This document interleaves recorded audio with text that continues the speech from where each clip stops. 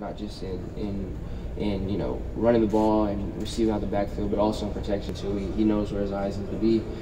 So I'm super excited to watch him, to play alongside him, and you know, it's been really fun just being able to play with him in practice. So I'm super excited for the season. Straight in the back.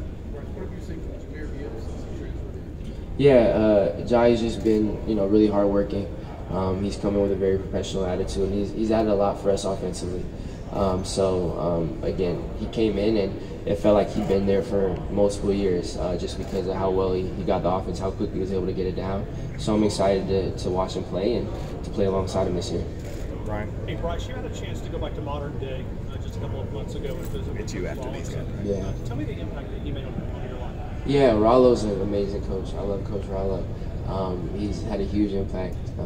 Just being able to play for Rollo, just the tradition that he brings with the school, the structure, and how much he believes in his players. You know, Coach Rollo, you know, has had so much success over the years in high school football for so long, and you know, everyone kind of knows, you know, how strict he can be, how tough, and you know, everyone knows the amazing speeches he gives, but people don't know how much he cares about his players and how much he cares about us. And now that, you know, obviously I'm no longer part of the program, me and him are just really good friends, and anytime I'm back and I get to stop back at Modern Day, I always do, just to, you know, say what's up to a lot of the coaches. But Rollo's been really instrumental for me. Right behind him there.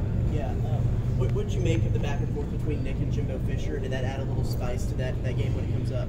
Well, yeah, I mean, both coaches are great coaches, great competitors, and you know, when you're competing at this high of a level, you know, stuff like that's bound to happen. But for us, we have a lot of respect for Texas A&M as a team. Obviously, we know how good they are, and that being in the SEC, you know, every team every week is going to be really good. You have to give your all every week, and for us, you know, we're focused on right now this part of the season, about to enter camp, making sure that we're the best version of us competing, and then when week one rolls around, you know, we have to give all of our focus to week one. So we just take it week by week, day by day, but we have a tremendous amount of respect for A&M and everyone that's over there. Right behind. Bryce, I'm sure you know by now no one's repeating as a Heisman Trophy winner in 50 years. There's a lot of good players that had an opportunity, haven't been able to do it. Any thoughts on why that is? I'm not sure. For me, the goal isn't ever anything about individual awards or accolades. For me, it's all about trying to go and win a championship, and that's the goal that we have every year. That's, you know, what I'm the most focused on. That's the only thing that matters to me, and the one thing that I love about Alabama, one of the reasons I chose Alabama and I'm happy I'm here, is because all you have to do is focus on the team. When you focus on the team has success in whatever capacity it may be individually. The goals you set out are, you know, those come into fruition too. So for me, it's all about winning a championship and finishing what, you know, we failed to finish last year. So that's all I'm focused on. Bob. Yeah, what do you think about Will Anderson as a teammate? How glad you don't have to play against him? And you have a Heisman vote now as a winner. Would you, you know, what do you think about him as a Heisman candidate? Yeah, you know, Will is, I mean, we all know how good Will is. Will is tremendous on the field on Saturdays.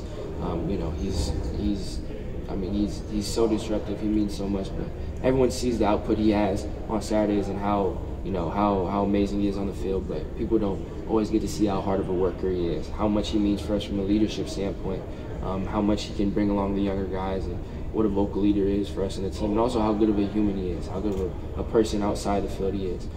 So, you know, he's tremendously dominant on the field. We all know that. But there's a lot he does off the field that's amazing too. So I'm definitely happy that, you know, we don't have to, I don't have to go against him on Saturdays.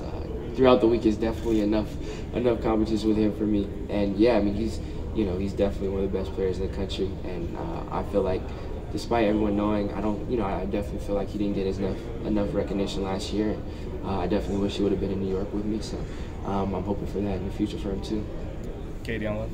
Bryce, Coach Saban talked about how strong of leaders you and Will and Jordan are, but it's also about how people respond to leadership. How have you seen the team responding through the spring and summer so far?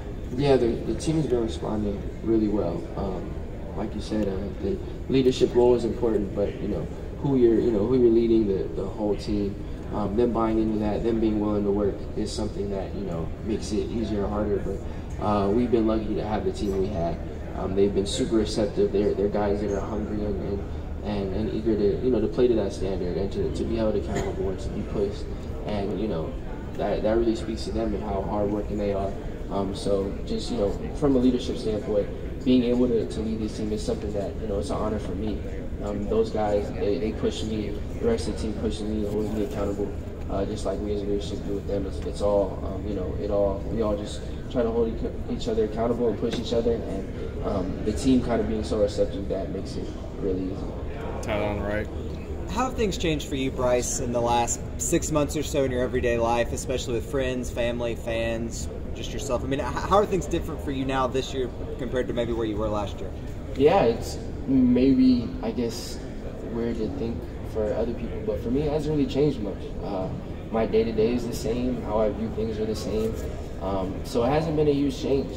I think there's obviously some external stuff that may look a little different, some logistics that may look a little different. But for me, I feel like just my process has been more gradual than people may have thought. I think things have gradually progressed throughout my life. And again, my day-to-day hasn't changed at all. My outlook on life, on football, and everything is still the same. So, to be honest, I haven't felt that big of a change. Can you elaborate? When you say some logistical stuff has changed, can you elaborate what that means for you? Obviously just with having different responsibilities, with my position, with having different responsibilities with the team, things like that. There's certain, you're expected to do different things on the team now, which is, what we all strive for. Now being a leader in the team, and now, having more responsibility, and now I'm the older guy in my quarterback group, and being the veteran in the room, that's something that's, definitely different for me now. But again, the approach to day-to-day still looks the same, so it's not that huge of a change. Last question here down left. Bryce, what's the biggest thing that you learned from NIL in year one, and how did that experience in any way influence the opportunities you agreed to or pursued, coming into year two? Yeah, I think the biggest thing I've learned is just knowing how to manage it and how important that is. The biggest thing for me, I guess, is just, it's having priorities. And for me, it's been, making sure that I'm doing whatever needs to be done for the team first, for football first. And when that comes first, making sure that, that's handled. And then, anything that presents itself and makes sense for me NIL-wise and business-wise, pursuing it and doing what's good for me on the side, but making sure that football comes first. That's what I've learned, at least for me, has been the best way to handle it. I feel like, if you try to juggle back and forth and not know what to do, it can be more difficult, but making sure that the main thing is the main thing, and making sure that whatever is best for the team is what comes first, and then anything individual and NIL-wise comes second to that.